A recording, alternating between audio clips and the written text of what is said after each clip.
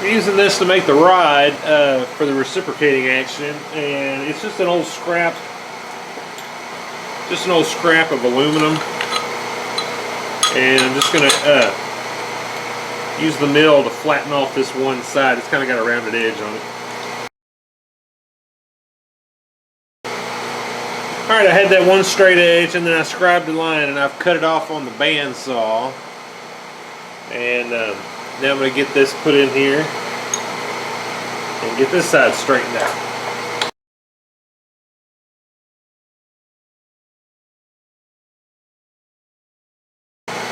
Alright, we're back in the mill, and I've got our strip, the burrs off the sides, and laying in here flat ways, and I've already spot drilled these because I forgot to start the camera. So now I've got to do is drill these out to just one size under 3/8, and then I'm going to ream them to 3/8.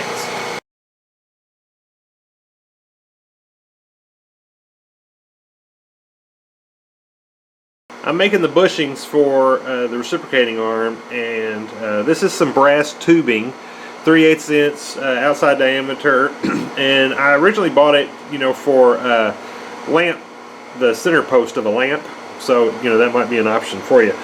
Now this is a cut-off blade, and I've ground it so that hopefully it'll trim this part out here off first and leave the burr on this part back here. You know, I'm terrible at using a parting tool, so here we go. Just gonna clean the end up here real quick.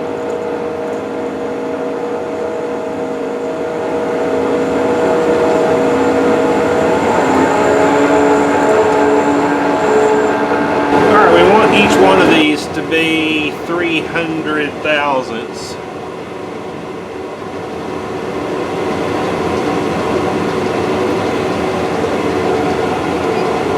So get that lined up. Come in 300 thousandths. And we'll nip that off.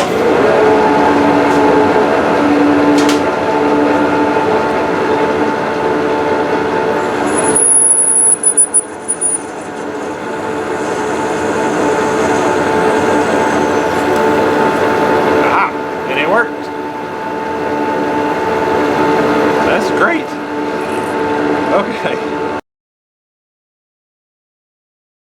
Well, that one didn't work as well. I went too fast. Actually, I just sort of touched it and it fell off. So, wasn't too bad. They came out nice and clean. I'm really okay, so I forgot to bevel the edges before I took it out or cut it off. And I'm going to need to do that if I'm going to get it pressed in. So, do that real quick.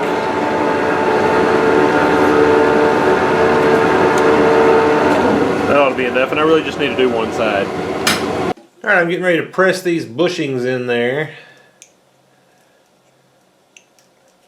And I want them to stick out about 25 thousandths on each side. If I had thought through it more, I probably would have had them stick out a little bit more than that. But anyway, so this sheet metal is about that thick. So I'm going to use it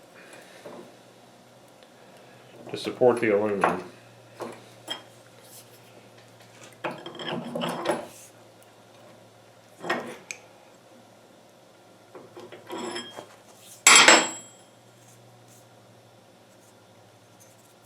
Okay, well, let's push that a little bit more. It pushed out a bunch of crud on the bottom.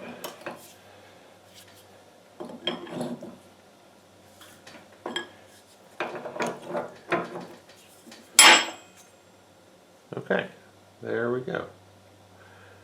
It's not quite even. Press this other side. I may have to even that up.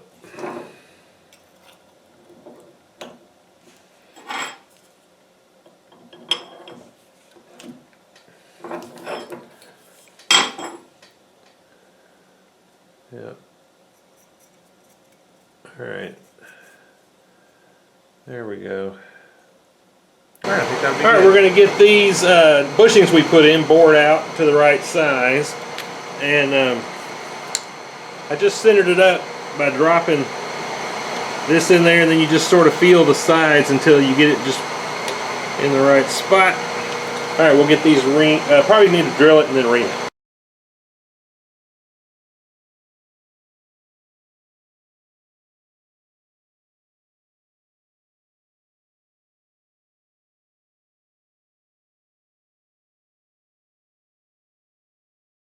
Getting ready to make the screws to hold the reciprocating arm in place.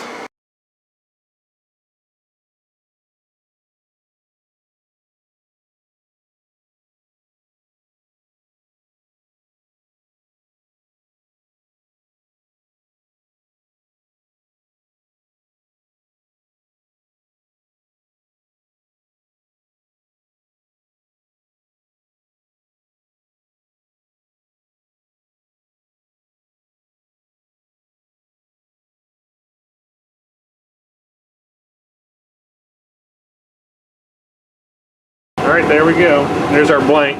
Got a little nib on it, but that's alright. We can get that cleaned up. So right about now, I'm really wishing that I had threaded these before I took them out of the lathe. I'm sure some of y'all were thinking that, but I didn't think of it at the time.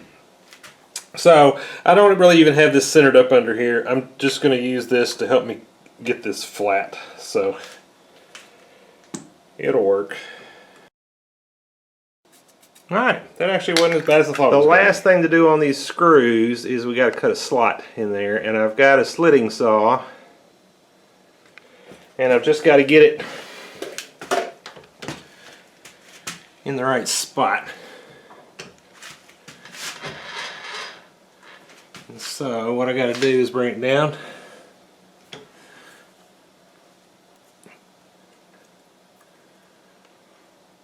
to the top of that. Alright, and then go down half the diameter plus half the thickness of the saw. Alright, so to figure out where these holes need to go, I started out by putting a punch mark down here. How do I do that punch? I just took a punch and I put a punch mark right there in the middle, and then just sort of guessed and put a mark over here, and I tried that. Oops, hold on. And I tried that, but the throw wasn't very even, as you can see. So anyway, as I messed around, I moved the mark up to here, and then a mark farther in on this wheel. And that gave me, whoops, keep falling out of there, gives me a more even throw back and forth. So the next thing I've got to do is get these two holes drilled out. So my reference is off the bottom surface. I can't really reference off the top, so I can't put it in like that. So I had to just measure where this point is off of this side and this side right here. Okay, so this time I remembered to cut the threads before I take it out of the machine. So now this is kind of way too long right now, so while I've got it in the machine, I'm going to go ahead and mill off the back end of this. Alright, and I'll just clean that up on the sand. When I put the bolt in there, the threads don't go all the way to the shoulder. So I want to lower these threads just enough so that this can go in and that shoulder can hit the edge right here. Just going to counterbore that a little bit with a 1/4 inch drill bit. Alright, so I'm just going to line this up to our punch mark. Again, these are not critical, just to get it pretty close.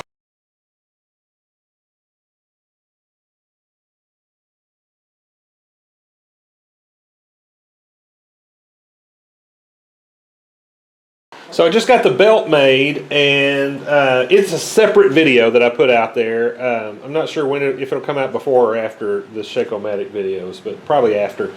But anyway, so it was how to make this belt. And so I've got it together for the first time. Got a reciprocating arm on here with the bolts that we made. It's got the bearings in there. And so I've got it temporarily wired here. And let's plug it in and see how it does.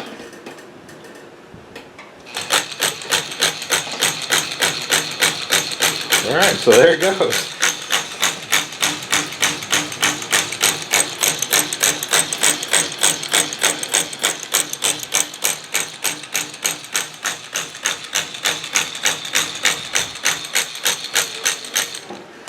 Let's drop a can in it.